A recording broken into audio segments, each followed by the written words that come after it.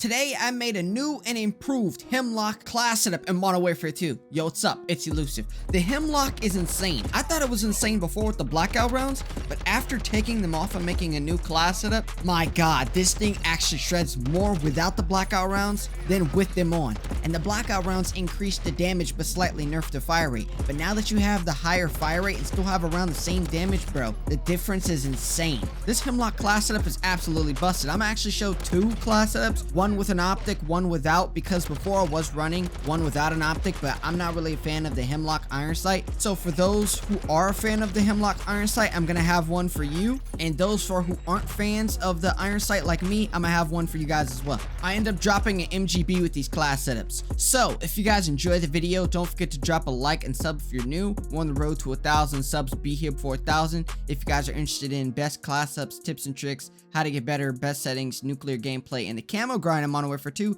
to subscribe and help a brother out and watch the video all the way through. But now that that's over, let's get into the HEMLOCK class setups. Alrighty guys, these are the perks and field upgrades I was running on the HEMLOCK. The reason I was running quick fix and trophy systems because I was playing on shipment, because the map's extremely small. That's why I ran quick fix, so when I kill someone, my health regens instantly. And I went to trophy systems because of flashbang and stun spams, which I was getting spammed so much, bruh. It was insane. But if you're not playing on shipment, then I would change quick fix to ghost, and I changed trophy systems to dead silence, because you're allowed to move in silence and you're also allowed to stay off radar. But now let's get into the HEMLOCK class setup. For the first attachment, I was running the X10 grip. These are the tunings I was running. I went towards ADS speed and sprint to fire. ADS speed to aim down fast, sprint to fire to aim down faster from a sprint. Whatever weapon draws faster is going to be the one that wins. That's why you always want to go towards speed, but not too much into speed to where you have a lot of recoil. So that's why you want to make a balanced class setup. For the second attachment, I ran the Cronin Mini Pro. These are the tunings I was running. I went towards ADS speed and close. ADS speed again to aim down fast.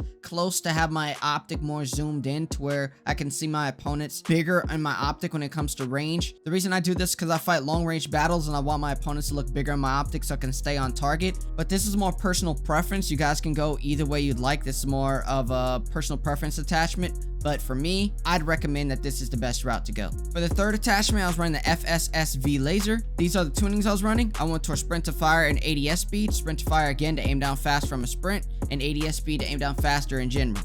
For the fourth attachment, I was running the Fielder T50 barrel. These are the tunings I was running. I went towards recoil steadiness to help out with this recoil pattern and control, so where my gun can absolutely laser from a distance. And I went towards ADS speed to aim down faster once again. The reason I didn't go towards damage range, which I usually do, is because I felt like the ADS was a little bit slow. So that's why I decided to shift towards ADS instead of damage range. But if you guys are fine with how the ADS feel when you test it on damage range, then you can go with damage range. That's all up to you. And for the fifth and final attachment, I went towards the F-TAC Castle Comp. These are the tunings I was running. I went towards recoil stabilization, so my gun stabilizes as I shoot. So it's extremely stagnant, so it doesn't move when I'm shooting it, so it doesn't have all that movement. And the same thing with the gun kick control. This is where when you're shooting it, you have the gun bounce, even though you're still shooting where you're aiming. But you guys will see that a lot with the iron sights, where when you're shooting a gun, you're still aiming where you're looking at, but the gun is bouncing so much to where you can't exactly see your iron sight because of the back of the gun is constantly shaking, so it's harder to stay on track. This is where gun kick control is, to where your gun doesn't bounce as much, to where you're actually able to see where your iron sight is. This is what you would want to run if you're running the iron sight version, which this is the attachment on the iron sight. But yeah, it also helps stabilize the weapon, so that's why I also went towards gun kick control. So this is the first class up. The second one, where I run the iron sight, is all I do is take off the Cronin Mini. That's literally it. I take off the Cronin Mini and I slap on the RCOM S4. This makes it to where you have more sprint to fire, more aim walking speed, crouch movement speed, and ADS speed. I mostly use it for the sprint speed, the aim walking speed so I can strafe better, and the ADS speed. I don't really crouch much, but if you do, this will work out for you as well. And if you guys are going to use this attachment, you would want to go towards aim walking speed and ADS speed. So more speed. And this will allow it to have even more speed. As you guys can see, the mobility went back up once I slapped on the stock, but without the stock, the mobility goes down a little bit. So you're a little bit slower with the sprint, which is why I say this one's slightly better. So if you guys like the iron sight, this will work for you. But if you guys don't like me, the optic one is a little bit slower when it comes to ADS and sprint to fire, and a little bit slower mobility, but not to the point where it's drastically different. But yeah, anyways, let me guys thoughts down in the comments about these class ups and which one did you guys use. But yeah, now that's over, let's get into this insane MGB gameplay with me using this class setup. Alrighty guys, your boy is about to use the HEMLOCK again. I haven't used the HEMLOCK since it dropped, and back to what I was saying, I haven't used the HEMLOCK since it dropped, and I used the blackout rounds. This time I'm not using the blackout rounds, and honestly, the HEMLOCK kind of slapped more without the blackout rounds. So I took them off. I tried running 10v10, but it's just nothing but people just camping, bro. So in other words, it's just 4 more people and more camping. Like, more players didn't make a difference. If this was a Treyarch game, then it would have turned out differently. More players actually do matter in that. But when you design your game around camping, more players just makes it more annoying. It doesn't matter if you added 42 players in a map the size of Shoot House. If the game's designed around camping, it doesn't matter.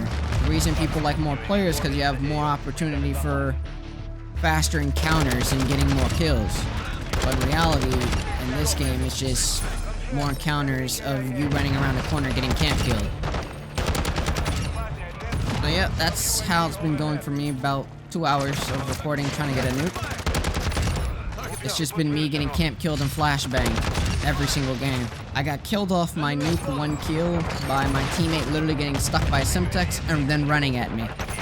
Like, no joke. He got stuck by a Semtex and ran at me.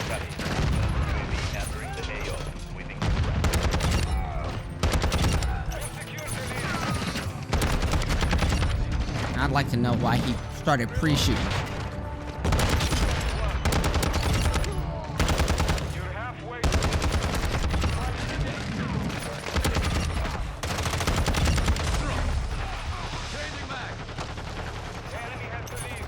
Well, I'm stuck in this corner.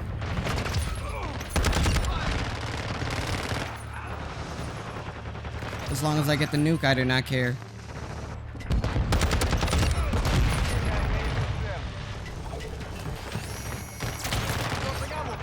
Great. Snapshot grenade.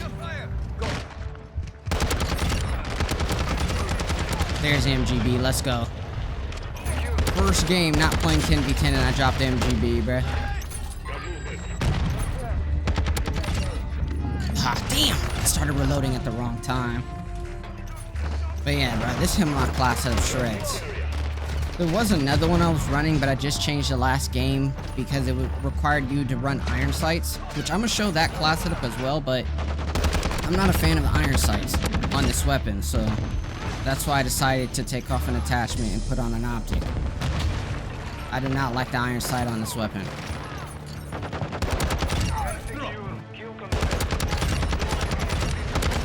Damn. Got shanked. I'm just call out the nuke, no cap. Ooh, your boy went crazy. I literally just moved forward and got hit by a stun. Yeah, that man's just sweating. He deserves to get a nuke right along with, like, how you gonna sweat and throw a concussion to push the corner when you got 3 people with you?